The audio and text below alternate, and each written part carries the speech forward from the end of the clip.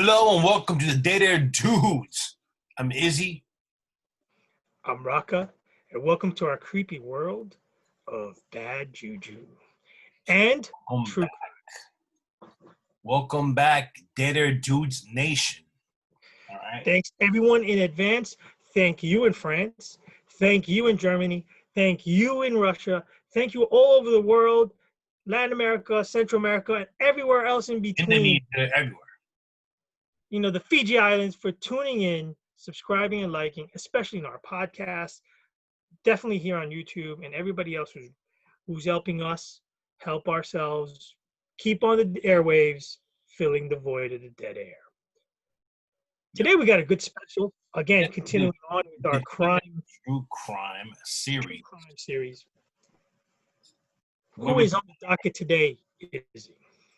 Harold Shipman, one of the most prolific serial killers of all time. Theoretically, the most prolific serial killer of all time. Yes.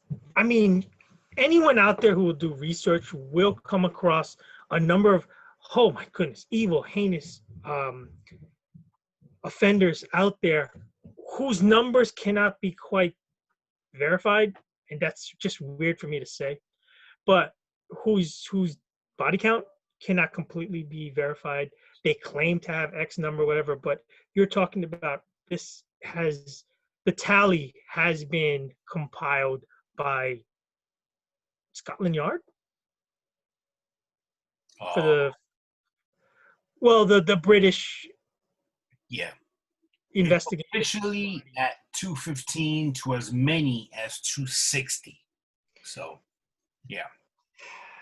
And so Harold Frederick Shipman, or shall I say Dr.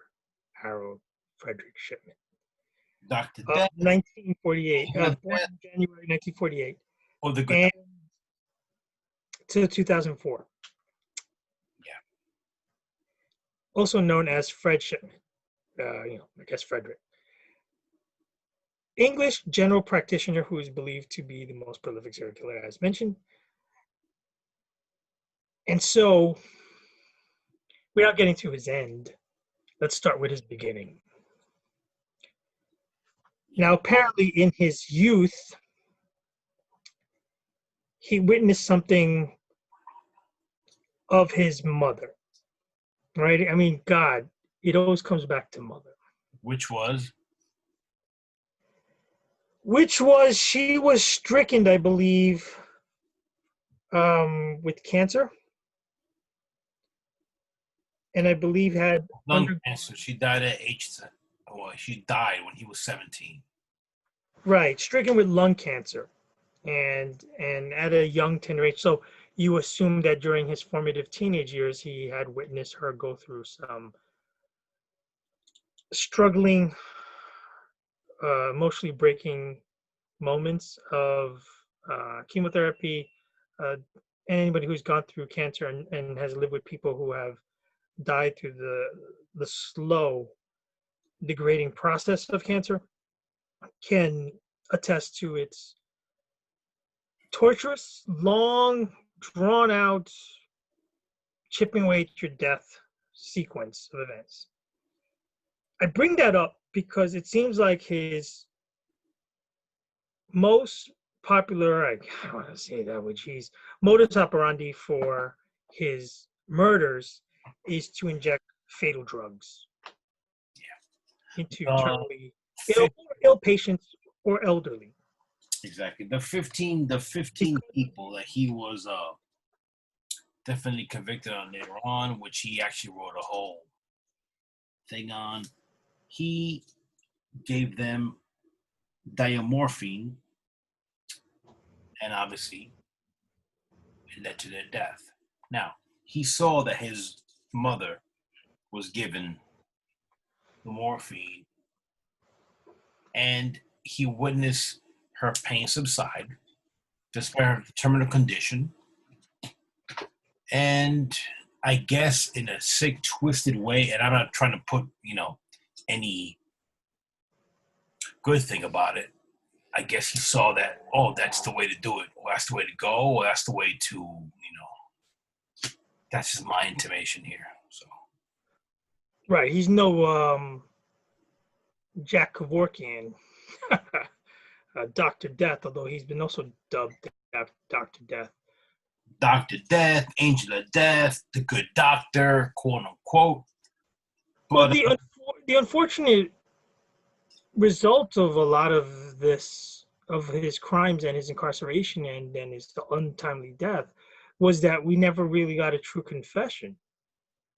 no, So because he all bitched the out. evidence is there. He's convicted. There's overwhelming evidence and overwhelming ties to, my God, 200 plus, 250 plus deaths, that unfortunately the closure aspect he robbed everybody of, since he never fully came out and confessed to why he did what he He did. bitched out, and he took, again, this is not the opinion of Dead or Do Think and everybody else, but yes, he took the easy way out, and my opinion, for being, instead of owning up to his crimes, and he committed suicide after he was arrested. As you mentioned, Himself. So we here at Dead Air Dudes are not here to glorify him. We're not here to vilify him. We're not here to vindicate him. We're not to praise him. If there is an assumption to why he apparently took his own life and committed suicide in a jail cell, there's some kind of, and I can't understand exactly why, I'm not privy to this information, but he has a wife and 4 kids. Yes. And if he makes it to his wife. Yes. If he makes it to his 60th birthday, then in prison or something, I'm not really sure all the sorting of it, but it seemed like there was a retirement fund of some sort that would not be given over to her. Well, it's kind of funny that if that's the case, he did the deed at 58 on his birthday. Actually, it was one day later. Actually, so maybe had a day to celebrate. I don't know. They kind of, which I thought was odd that he was born on the 13th, and no, I'm sorry, born on the 14th and died on the 13th.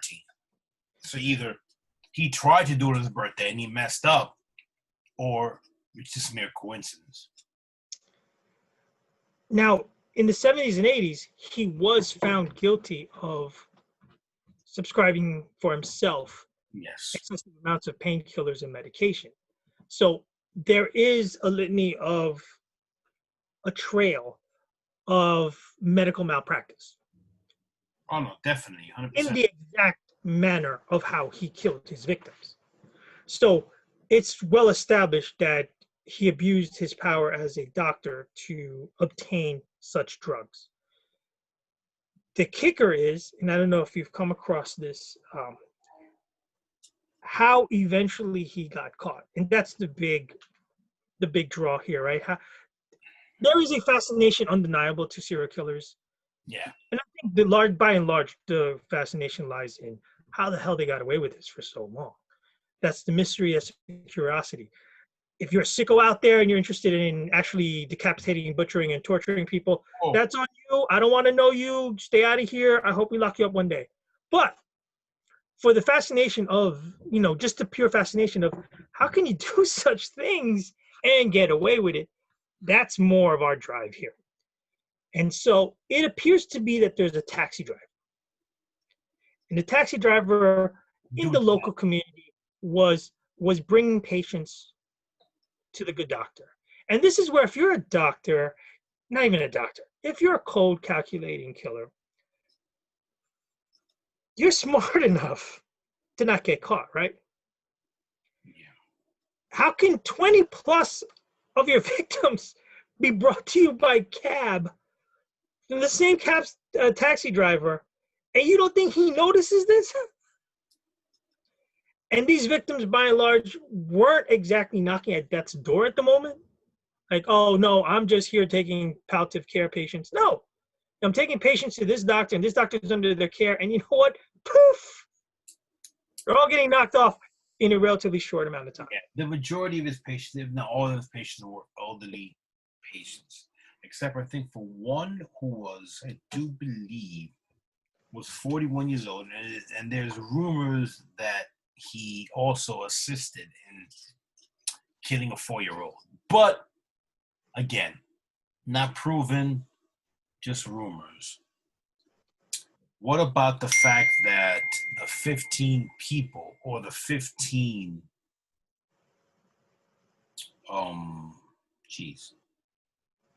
the 15 things that were investigated that were also within the brother typewriter, which they found, and they also found those 15 cases, I guess, that he also presided upon, coincidentally, died in a certain way. That and some implication about a family member, about some ties to money that was raising a red flag, had pretty much tripped him up to the police. Yeah, I mean, it just goes back to everything, man. It's like, But it has been tied to the fact that maybe it was some kind of subliminal, subconscious cry for help to be caught. all subliminal. Everything that these big serial killers do is because we said it before already in 2 different episodes. They want, not so much want to get caught, but they want to be known. They want Pride. to be famous. Yes, exactly. They want to know that what happened, they did it. And it comes to the same thing. So they do stupid mistakes. They commit stupid things. I'm not saying on purpose, maybe subconsciously. And all these things get done. I mean, dude, if you killed so many people and you weren't getting caught, but why do you pick these 15 people to go and write on a typewriter and commit all this stuff? And the typewriter is found. You don't dispose of the typewriter. You don't, the brother typewriter. Either you had a brain fart of the most incredible magnitude, or you left it there not giving a shit, pardon my language, you know? So A cellmate of his came forward and said that the wife right. had written him a letter saying, I don't care what you tell the police, basically. I'm paraphrasing. I don't care what you tell the police. I don't care what you tell anybody. Tell me the truth. So she must have known and just really needed the words to come out of his mouth. You know, by all accounts from her and other people, he was a caring, loving, dedicated husband and father, which that might be true, crazy as that sounds. But he also took the lives of 250 people by administering them with lethal doses of pain meds. Yeah. For whatever reason, it has been ruled out that all of these patients were terminally ill, and he assisted them in an assisted suicide manner. That is not consistent in every case. Did he do it for sport? Did he do it for reasons he cannot fully understand? Did he do it because of post-trauma from his childhood and his mother? Again, the unfortunate thing is he's robbed all of us with that reasoning because he took his own life. Yeah, my guess, I guess you can assume that it was because of what he knew, what he felt, or what he saw when he was younger. Then it goes back to your mother, which I'm not gonna get into it, but it's a cop out to me. But I don't know. Let's speculate. But that's what we do here. We speculate. We speculate Of course. that he. Yeah, no. Everyone knows the story. We give you information and we give our opinion, and then you guys just, you know what I mean? The dude was, for all accounts, an intelligent and proficient doctor. Then all of a sudden, all these patients in his care start dropping like flies. Now, all of a sudden, he starts freaking later on. He gets investigated for over a 2-year span. Okay?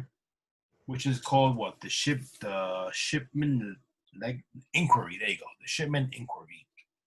Okay. An investigation, a 2-year-long investigation of all deaths certified, and 215 were identified. Like I said, the syndicate was 250. 80% of the 215 were elderly women. Yeah. Now, is that a coincidence? Probably not. It's the pattern. So, All these guys have a pattern. They have some predilection to a certain type. That's their prey.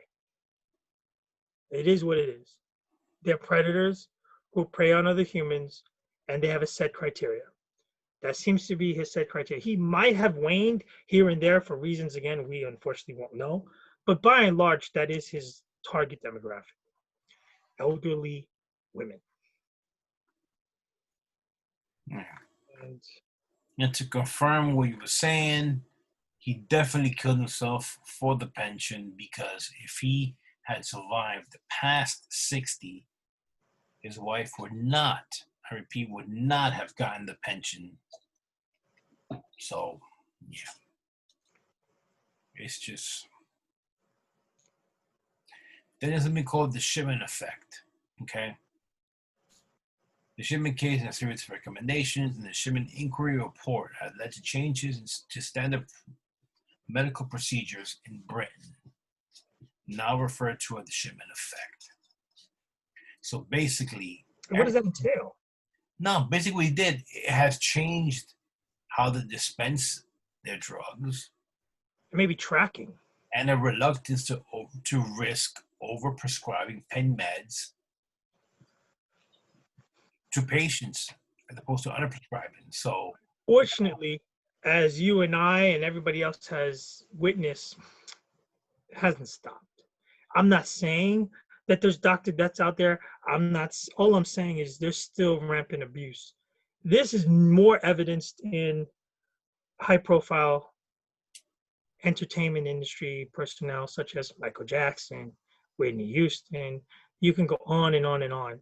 But you're talking about these individuals and other celebrities, they die from basically the same thing, which is a drug overdose, and not tainted meth, not tainted H, not overdoing on coke, but overdoing it with prescribed painkillers.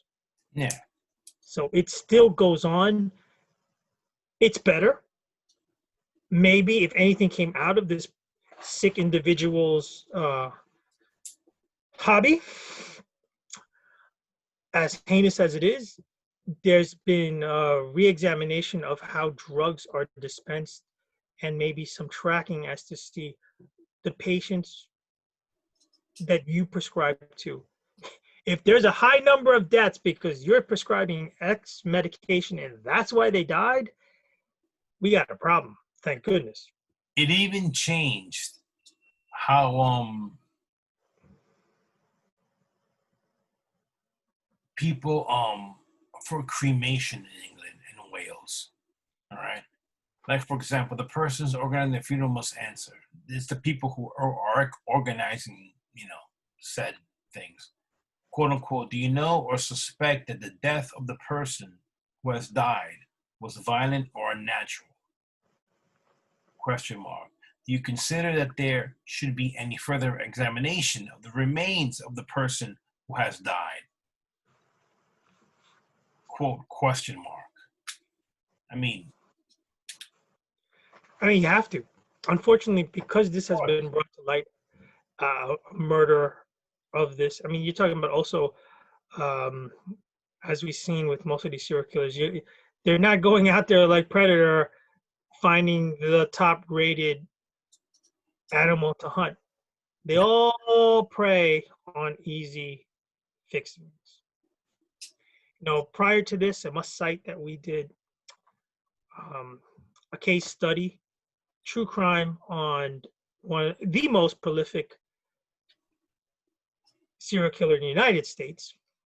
as of now. As of now, Samuel Little. And he preyed on the marginalized demographic of society: drug users, prostitutes, uh, et cetera, et cetera. This individual preyed on the elderly, who would ask, except for maybe close family members that, Aunt May and and Aunt and Grandma Nancy was in and out of poor health, was seeing the doctor, and they succumbed. If there's no outright, Grandma was, I just saw Thanksgiving. She was hopping around, cooking dinner, doing cartwheels. I'm exaggerating, but, and then all of a sudden died after seeing the doctor.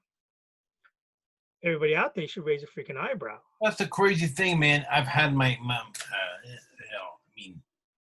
similar situation. I've had my grandma go in completely healthy at a later age, and then get pneumonia, and then just eventually fail. Now, why would the excuse is, oh, they're sick, so therefore I must take care of it, as my assumption is. But this scumbag, you never know. There is no, because there's nothing here that says written that the patients were terminally ill. Right. Kevorkian or anyone else. Right.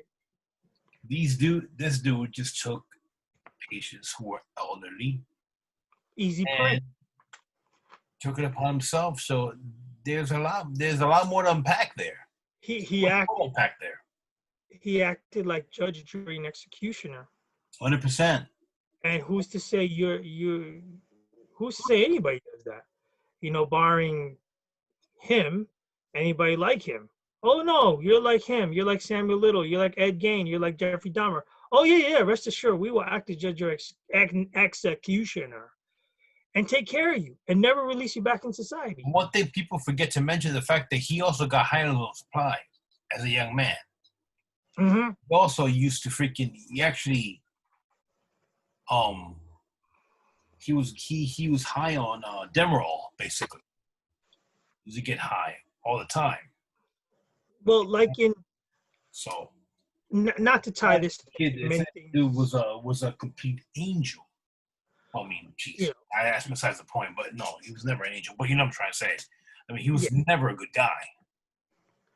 We don't want to be not because he took drugs, but because of everything else, Yeah, not to be too far reaching into an editorial to present day society, but there has to be a monitoring and vetting system in play for everybody.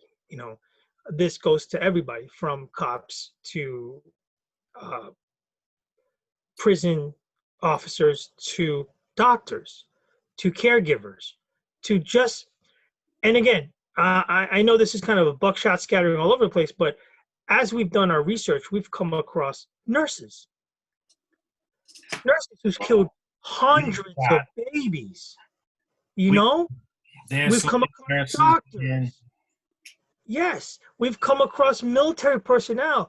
We've come across people in other countries, especially other countries with less of a law system and police system than ours, that the death toll is astronomical.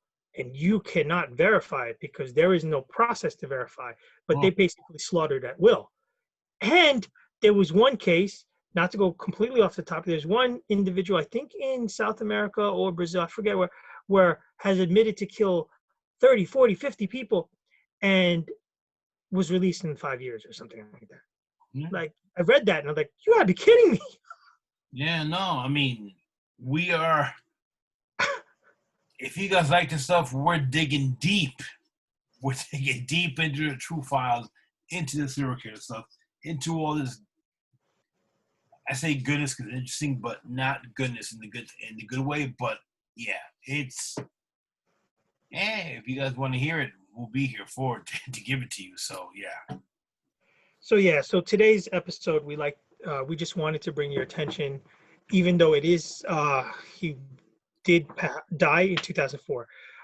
Harold Shipman, Dr. Harold Shipman, in England, the most prolific documented, I guess, killer. And not too far off, right? Pretty recent. And he is a physician. So bear that in mind. Even though there's some new policies and protocol in play, always be wary, keep a vigilant eye. And remember, true crime happens everywhere, every time, any place, regardless of monitoring systems, cameras, or any other restraints put in play. But that's Harold Shipman. It happens every day, everywhere, all around the world. So everyone, like Raka said, be careful, be vigilant, and yeah, take care of yourselves. And hopefully that closes our case file today on Dr. Harold Shipman. As Izzy said, thank you for liking, subscribing, and keeping this train going. We will bring you more and more case studies, bad juju investigations, as we also do with keeping you up to date with everything Hollywood, everything movies, comic books, pop culture, the latest Funko, yada, yada, yada. Beer, paranormal, everything in between. I'm Izzy. Beer and whiskey. Thanks all. I'm Raka. And I'm Izzy. Take care, guys. Stay safe. Take care of each other and save the whales.